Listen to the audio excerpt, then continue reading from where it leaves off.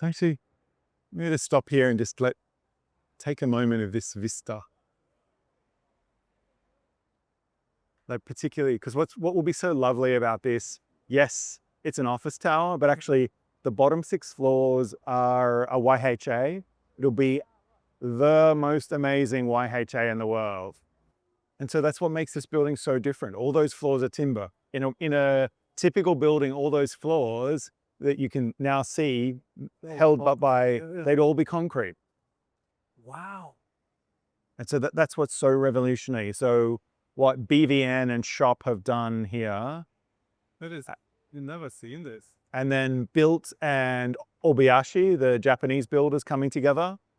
And so, you know, trying to bring the best of experience from around the world to realize this opportunity.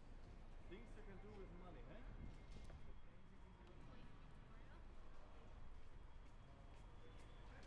I used to work down here. They had the world's best busket ever. There was a Maori guy on a guitar. Oh yeah. I don't know if he's still down here. One of the most ridiculously talented singers you've ever heard of. I don't think he ever made it. I think there was some loose